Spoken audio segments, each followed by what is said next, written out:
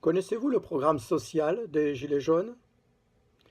Non pas celui qui résulte des 42 directives du peuple, dont Mélenchon et ses partisans s'illusionnent.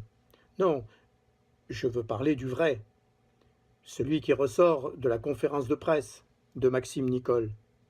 Barbe rousse et casquette vissée sur le front, ce cavalier volant, virtuellement parlant, a parlé, réellement, et le masque est tombé, forcément.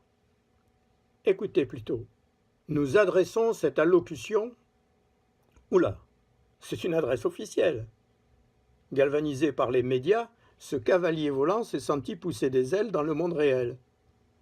Il n'empêche, pour un mouvement qui récuse toute représentation, avouez que comment parler au nom de tous quand on ne représente que soi-même? Ce « nous adressons » pose problème. Voilà un problème qui eût mérité d'être soulevé par les journalistes, non? Vous ne pensez pas? Mais bon, passons.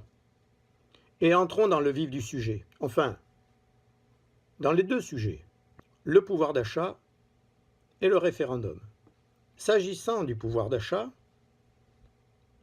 je cite, « Nous, Gilets jaunes, exigeons une baisse sérieuse de toutes les taxes et impôts sur les produits de première nécessité. Avoir le souci du peuple qui souffre, c'est bien. Sauf si cette baisse des recettes prive ce même peuple des aides de l'État.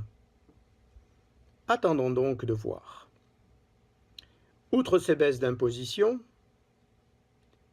les Gilets jaunes souhaitent, je cite encore, être libres de payer des impôts raisonnables. Oui, vous avez bien entendu, libres de payer des impôts raisonnables. Autrement dit, si l'impôt ne vous paraît pas raisonnable, eh bien, vous êtes libre de ne pas le payer. C'est un peu comme si vous deviez payer le spectacle à la sortie, suivant que le prix vous semblerait juste ou non. Et qu'attendiez-vous de ce cavalier volant? De la rationalité? Enfin, les Gilets jaunes, je cite, ne veulent pas vivre des aides de l'État. Logique. Moins d'impôts, moins d'aides. Mais j'avais cru comprendre que ces Gilets jaunes parlaient au nom du peuple qui souffre.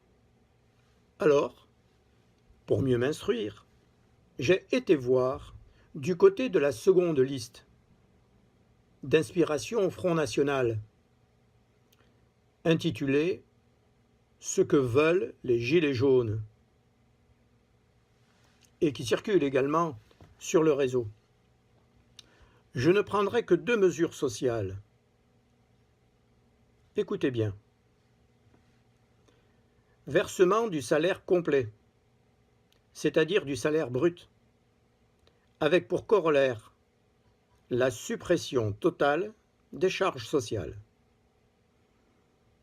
D'où l'autre mesure, liberté de choisir son assurance santé et celle de son assurance chômage. Autrement dit, vous percevez votre salaire brut et vous vous prenez en charge pour votre santé, la vôtre et celle de votre famille. Excite la solidarité nationale, les allocations familiales et pour tout dire, la sécurité sociale. Voilà comment il faut entendre ces Gilets jaunes lorsqu'ils demandent ne pas vouloir vivre des aides de l'État. Ah, elle est belle la solidarité dans ce réseau social des Gilets jaunes. Et pour tout dire, elle me rappelle étrangement celle de Reagan ou de Margaret Thatcher et même de Trump. En fait, elle est toute relative. Et oui, quand tombent les masques, la solidarité nationale disparaît. Quand tombent les masques, un programme politique transparaît. Voilà ce qu'il ressort de la conférence de presse de ce cavalier de l'extrême. Voilà ce que les sondages feignent d'occulter. Voilà ce à quoi les journalistes pourraient s'interroger. Vous avez aimé le programme social des Gilets jaunes? Alors, vous allez adorer le RIC, au carrefour des extrêmes.